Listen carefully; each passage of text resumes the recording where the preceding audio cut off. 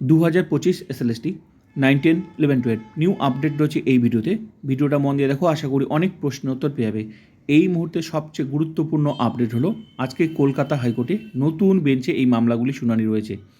10 marks cancel case plus হচ্ছে expiry panel case. বিচারপতি ঋতব্রত কুমার মিত্রর বেঞ্চে কিন্তু এই মামলাগুলি শুনানি হবে, কোর্ট নাম্বার 24। এই কেসের গুরুত্ব এতটাই যে নতুন বেঞ্চে কিন্তু এই মামলাগুলির শুনানি হচ্ছে। তাহলে এই মুহূর্তে কি, যেখানে নিয়োগ শুরু হয়ে গেছে, তাহলে এই মুহূর্তে কি পরীক্ষা বাতিল হচ্ছে? এটা সবচেয়ে বড় কিন্তু প্রশ্ন। কেসের গুরুত্ব এতটাই যে কিন্তু বেঞ্চ কিন্তু পরিবর্তন হয়ে গেল। তো দেখা যাক কি হয়। তো তোমরা কেসের আপডেট দেখো 10:30টার সময়, কোর্ট নাম্বার 24, ঠিক আছে।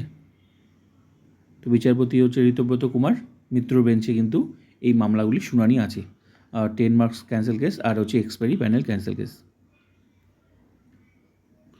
এই কেসের গুরুত্ব এতটাই বেঞ্চ পরিবর্তন হয়ে গেল। দেখা যাক, নিয়োগ তো শুরু হয়ে গেছে, তো এই মুহূর্তে পরীক্ষা বাতিল হচ্ছে কি না। আর তোমাদের মতামত তোমরা অবশ্যই কমেন্ট আকারে দিতে পারো, কি হতে পারে। দেখো, 10 মার্কস ক্যান্সেল কেস, 10 মার্কস যদি ক্যান্সেল হয় তাহলে 2016 যাদের জন্য এই পরীক্ষার ব্যবস্থা করা, তারাই 90 থেকে 95% আউট হয়ে যাবে।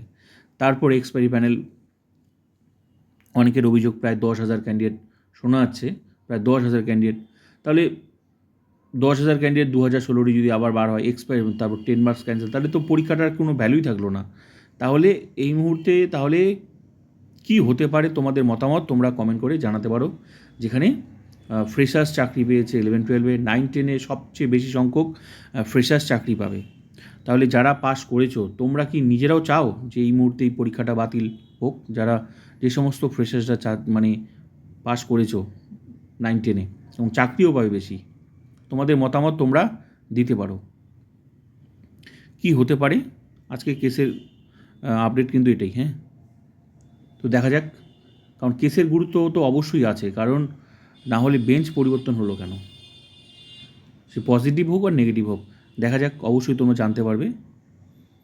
কিন্তু কি হতে পারে আর গুরুত্ব কতটা তোমরা অবশ্যই কমেন্ট করে জানাও। আর কি হতে পারে, পরীক্ষা কি সত্যিই বাতিল হবে?